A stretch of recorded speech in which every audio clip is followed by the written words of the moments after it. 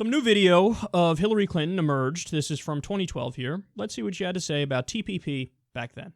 So it's fair to say that our economies are entwined, and we need to keep upping our game, both bilaterally and with partners across the region through agreements like the Trans-Pacific Partnership, or TPP. Australia is a critical partner. This TPP sets the gold standard in trade agreements to open, free, transparent, fair trade, the kind of environment that has the rule of law and a level playing field. And when negotiated, this agreement will cover 40% of the world's total trade and build in strong protections for workers and the environment. Okay, no, it doesn't. It does the opposite.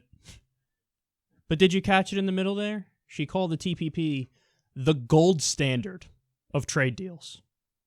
The gold standard. I wonder why progressives and liberals don't really want to fall in line behind Hillary Clinton. I can't put my finger on it. Why, oh, why is that? Now remember, in the Democratic debates, Bernie Sanders came out roaring like a lion from Hillary's left and said the TPP is a crazy idea. Of course you should be against it. So what she do? I'm against it. I'm totally against it. I'm against it. And her argument was, Bernie, unlike you, I waited to read the thing before I came out against it. Like, ooh, burn, pun intended. Look at that. She said she read it and she's insinuating you didn't read it. Oh. Except, hold on. So then you're admitting that when you lobbied and pushed for the TPP 45 times, you didn't read it. So her story makes no sense. Her arguments make no sense. I guarantee you she's for it. Of course she's for it. Now, she just had to move to the left, pivot to the left in the primary to get through to, do kabuki theater about, I am so progressive. And then once she gets to the general, or even if she doesn't say it in the general, because Donald Trump is saying he's anti-TPP, so she might stay left there because she's like, oh, it might be safer for me over here. But if she were to become president, I guarantee you she's for it. And what she'll do is she'll say, oh, no, we renegotiated certain parts of it. And, there's one little sentence. We changed a comma to a period. And now it's such a great trade deal and I'm for it. That is exactly what would happen. That is exactly what would happen. Now, understand, I actually think Donald Trump is for it too, because there's evidence to suggest he is. He's ripped every trade deal. Meanwhile, he's benefited from them. So he's ripped every trade deal the U.S. has done, but he personally benefits from it. He has a bunch of his shit made in China and Mexico. So, he's mimicking and playing the game too and pretending he's more left-wing on these issues than he is.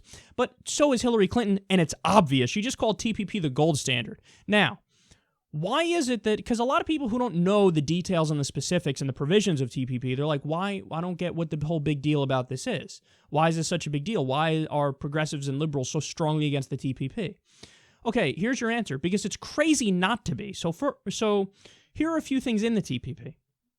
They set up a corporate body, or I should say an international body, which can settle disputes between governments and corporations in those countries.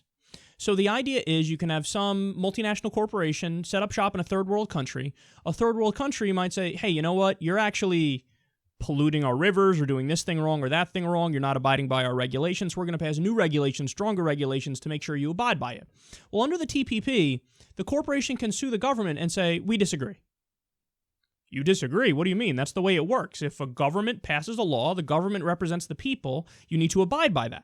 It's not a question. It's not like you're on equal footing. The corporation is not equal to the government. That's preposterous.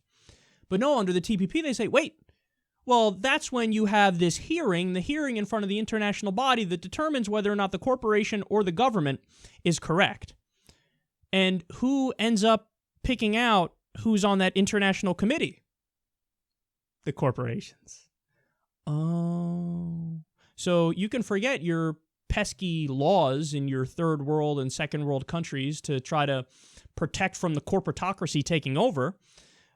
This quite literal new world order has decided your laws are irrelevant. Okay, that's just one reason why it's so bad. But the list goes on and on. I mean, with all these different trade deals, they drive down wages in the U.S., and we lose jobs and we exploit, labor overseas. Sweatshops always happen as a result of these trade deals.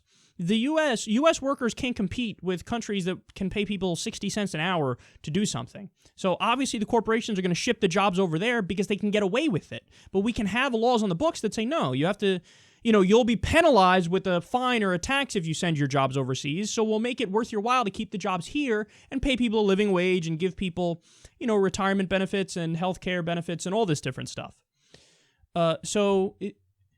It's not an open question as to whether or not this is good or bad. We allowed Brunei into this deal. Brunei just implemented Sharia law. They just implemented it. They just decided in the past few years, yeah, we're going to go with Sharia. Let's do that. So instead of, we feign like, oh my God, we need to stay in Afghanistan because the Taliban wants to implement Sharia, so we need to stay there for human rights to stop the Taliban from implementing it. This is why we're doing it, humanitarianism. Then why are you patting a country on the back that just implemented Sharia and you're giving them, if anything, a bonus by allowing them into this trade deal and making them more wealthy? That's fucking crazy. Malaysia, there are government reports that say that Malaysia tolerates slavery. They tolerate slavery in their country. Well, they're allowed in the TPP also. So here's Hillary Clinton. Oh, this is good for workers' rights and environmental rights and all that stuff. Yeah. Well, then why is Malaysia in there and they tolerate slavery? You want to trade with a country that tolerates slavery? That means you want to tolerate slavery. And what's the trick the Obama administration did? The year after this became known, they're in the deal and look, they're tolerating slavery. They just had a government body change the language and say, oh, look at that, Malaysia doesn't tolerate slavery anymore. So Malaysia didn't change anything, but they're like, oh no, see, now it's we say on a piece of paper that they don't tolerate it, so it's all good. No, it's not all good. It's not all good. The TPP is a disaster. So you lose jobs, you drive wages further down, you exploit slave labor in Malaysia, you give a pat on the back to a country that is doing Sharia law, you lose your sovereignty to these international tribunals, these corporate set-up international bodies that will determine who's right or wrong between corporations and governments, and you've put this neoliberalism and this globalization into hyperdrive, and you're making it so that all the benefits go to just the business owners and the elite, and the people get screwed.